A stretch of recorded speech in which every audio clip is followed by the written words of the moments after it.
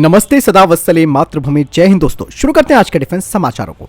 बढ़ते पहले defence update की तरफ।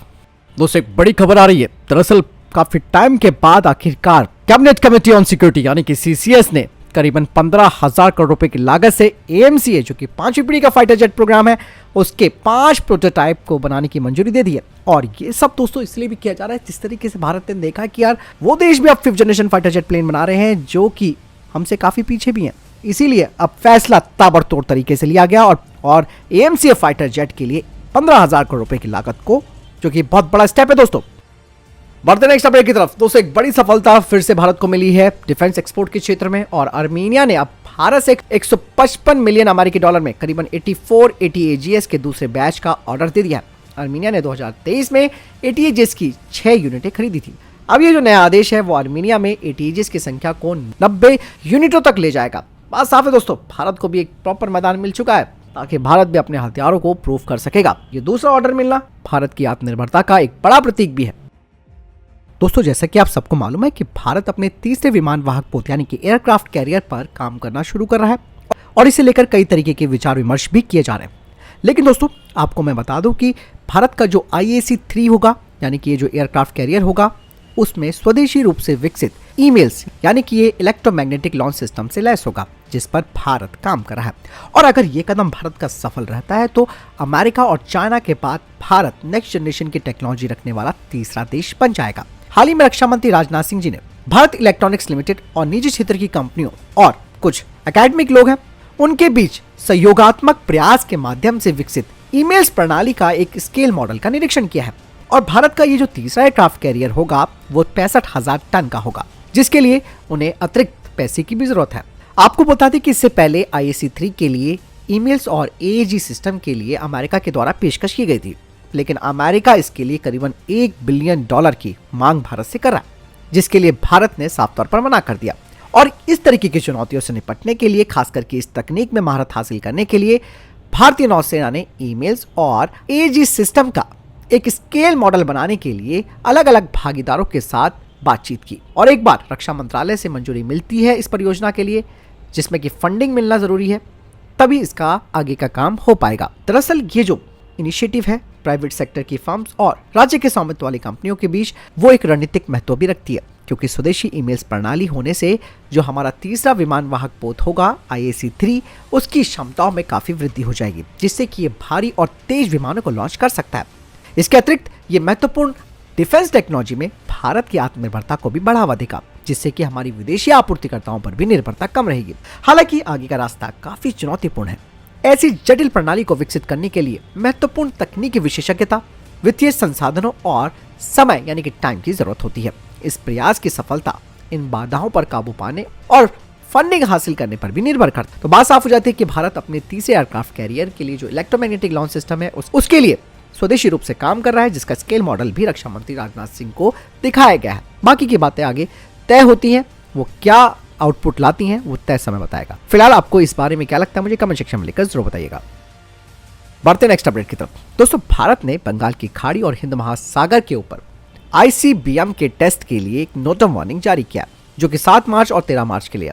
और इस नोटम की जो रेंज है वो 3,550 किलोमीटर के आसपास है। हालांकि बताया नहीं गया कि परीक्षण किस चीज का होगा, लेकिन विशेषज्ञों को लगता है कि ये अग्नि 5 इंटरकॉन्टिनेंटल बैलिस्टिक मिसाइल या फिर K4 submarine launch ballistic missile यानी कि SLBM का परीक्षण हो सकता है। 5,000 किलोमीटर से अधिक मारक क्षमता वाली अग्नि 5 भारत की सबसे एडवांस ICBM है जो कि भारत की रणनीतिक ताकत का महत्वपूर्ण तत्व है। वहीं K4 की अगर बात की जाए तो ये एक परमाणु सक्षम मिसाइल है जिसे कि पनडुब्बियों से लॉन्च करने के लिए डिजाइन किया गया है जो कि भारत को समुद्र आधारित रणनीतिक सेकंड स्ट्राइक क्षमता प्रदान करता है। यहाँ पर दोस्तों एक चीज का अंदाजा आप ये भी लगा सकते हैं कि भारत जो नोटम वार्निंग जारी कर रहा है उनकी रेंज अधिक है। साफ तौर पर इसका इशारा जाता है कि भारत चाइना को देखते हुए अपनी तैयारियों को बढ़ा रहा है, इसीलिए लंबी दूरी जो है वो काफी महत्व रखती है चाइना के साथ किसी भी तरीके के विवाद होने पर। चलिए बढ़ते हैं नेक्स्ट अपडेट की तरफ। आखिरकार दोस्तों HAL का जो नासिक डिवीजन है वो सुखोई 30 MKI अपग्रेड प्रोजेक्ट के लिए तैयार हो चुका है और इस प्रोग्राम में दोस्तों खास बात यह है कि प्राइवेट कंपनियां हैं उन्हें शामिल कर लिया गया है। इसके लिए बाकायदा एक कार्यक्रम भी आयोजित किया गया और इस कार्यक्रम के दौरान निजी कंपनियों के करीबन 56 प्रतिनिधियों ने भाग लिया जिन्होंने परियोजना में अपने कौशल और क्षमताओं का योगदान देने में अपनी रुचि दिखाई है। इस कार्यक्रम का उद्देश्य निजी उद्योग को आगामी SU-30 MKI अपग्रेड परियोजना से अवगत कराना है और साथ ही संभावित जो पार्टनरशिप है उसका पता लगाना है। अब उम्मीद ये है कि HAL और निजी क्षेत्र के बीच ये जो सहयोग है वो सुखोई 30 MKI अपग्रेड प्रोग्राम के लिए काफी महत्वपूर्ण भूमिका निभाएगा, जिससे कि भारतीय वायुसेना के इन फाइटर जेट्स की जो निरंतर ऑपरेशनल सिक्योरिटी है वो सुनिश्चित हो सकेगी। चलिए बढ़ते हैं नेक्स्ट अपडेट की तरफ। दोस्तों, पाकिस्तान लगातार अपनी ताकत को बढ़ा रहा है। ऐसे में पाकिस्तान ने अब हैदर टैंक का अनावरण किया है, जो कि चाइना के VT-4 मेन बैटल टैंक का लाइसेंस प्राप्त संस्करण है। पाकिस्तान के हैवी इंडस्ट्री तशीला के द्वारा एक समारोह के दौरान सो कॉल्ड स्वदेशी रूप से विकसित किया गया हैदर टैंक जो है उसका अनावरण किया गया, जिसमें कि पाकिस्तानी सेना प्रमुख असीम मुनीर भी मौजूद थे। ये जो हैदर टैंक है वो चीनी VT-4 मेन बैटल टैंक पर आधारित है, जैसे कि मैंने आपको बताया, और इस परियोजना में चीन की नोरिंको और विभिन्न पाकिस्तानी उद्योगों के बीच सहयोग भी शामिल है। हैदर टैंक को दोस्तों डिफेंस इनोवेशन में पाकिस्तान की बढ़ती क्षमताओं का प्रमाण माना जा रहा है। ऐसा कहा जा रहा है कि यह अत्याधुनिक टेक्नोलॉजी से लैस है, जो पिछले मॉडलों की तुलना में बेहतर मारक क्षमता, सुरक्षा और गतिशीलता प्रदान करता है। इससे पहले पाकिस्तान की अल खालिद 2 मेन बैटल टैंक विकसित करने की योजना विफल हो गई, जिसके बाद पाकिस्तानी सेना सीधे चीन के VT-4 MBT को शामिल करने लगी। अल खालिद जो चीनी T-92 टैंक पर आधारित है, उसकी केवल 310 यूनिटें बनी। चलिए बढ़ते हैं नेक्स्ट अपडेट की तरफ। दोस्तों, चाइना ने डीमडेक्स 2024 में अपना OW-5A50 air defence laser weapon system प्रदर्शित किया है। ये कम, धीमे और छोटे खतरों को लक्षित करने के लिए डिजाइन किया गया है। OW-5A50 लेजर हथियार टेक्नोलॉजी में चाइना की एक छलांग का प्रतिनिधित्व करता है, जो कि इस बात की ओर इशारा करता है कि इस तरीके की जो प्रणालियां हैं वो चाइना के द्वारा ऑपरेशनल डिप्लॉयमेंट के लिए तैयार है। ये 6x6 हैवी ट्रक पर माउंट किया गया है। बढ़ते नेक्स्ट अपडेट की तरफ। रक्षा मंत्री राजनाथ सिंह ने कहा कि वर्तमान की सरकार के समय में रक्षा क्षेत्र को प्राथमिकता दी गई है और इसी के साथ साथ भारत सरकार का लक्ष्य देश में बने सैन्य साजो सामान के निर्यात को 2028 से 29 तक 50,000 करोड़ रुपए तक पहुंचाना है। रक्षा मंत्री राजनाथ सिंह के द्वारा जारी किए गए बयान में कहा गया है कि 2014 में जब भारतीय प्रधानमंत्री नरेंद्र मोदी ने रक्षा क्षेत्र को अपनी प्राथमिकताओं में चुना था और आत्मनिर्भरता को प्रोत्साहित किया था, इसी के बाद मेक इन इंडिया पहल की शुरुआत की गई। साथ ही उन्होंने जोर देकर कहा कि जब टेक्नोलॉजी की बात की जाती है तो विकासशील देशों के पास सिर्फ 2 ऑप्शन होते हैं, इनोवेशन और नकल। लेकिन भारत सरकार ने नकल करने की बजाय टेक्नोलॉजी निर्माता बनने पर जोर देना शुरू किया है। बढ़ते नेक्स्ट अपडेट की तरफ। भारतीय सेना और भारतीय वायुसेना ने 2 प्रकार के पैसिव एक्सोस्केलेटन्स को शामिल किया है, जो कि Rajasthan based new Indira innovation के द्वारा तैयार किए गए हैं, जो कि ज़ैपोबेल्ट एक्सोस्केलेटन और आर्मर एक्सोस्केलेटन है। ये लॉजिस्टिक्स और कॉम्बैट ऑपरेशन में बहुत ही महत्वपूर्ण भूमिका निभाएंगे।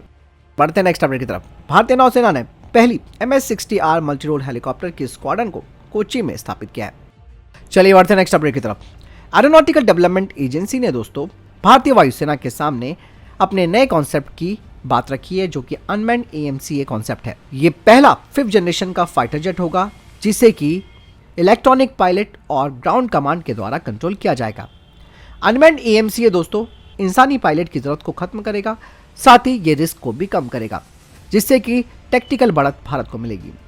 वहीं भारतीय वायुसेना भी इस पेशकश को लेकर काफी उत्साहित भी दिख रही है, लेकिन फिलहाल भारतीय वायुसेना मैन्ड AMCA को प्राथमिकता दे रही है, क्योंकि ह्यूमन कंट्रोल का फाइटर जेट पर कंट्रोल होना बहुत जरूरी है।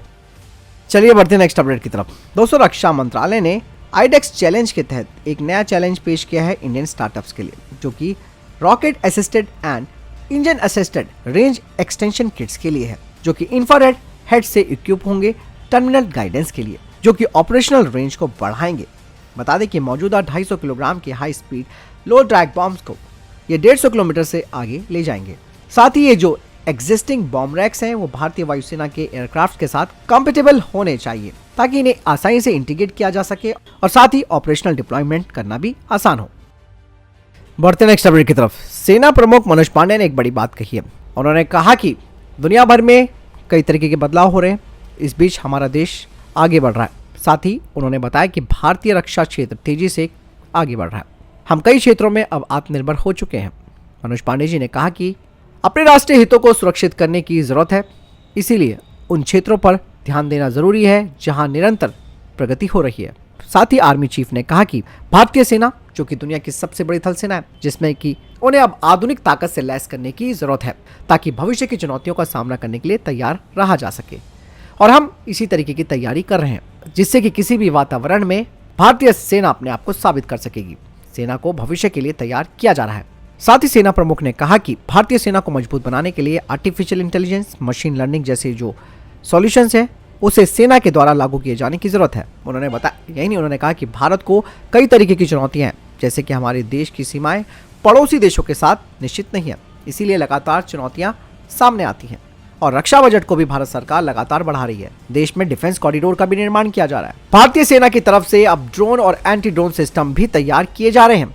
लाइट टैंक्स, हल्के लड़ाकू विमानों की जो खरीद है वो भी पाइपलाइन में है, जो कि हमारी सेना को मजबूत करेगी। बढ़ते नेक्स्ट अपडेट की तरफ। डीआरडीओ ने कोचिन शिपयार्ड में अपने high endurance autonomous under water vehicle यानी कि HAUV का पहला परीक्षण सफलतापूर्वक पूरा कर लिया है।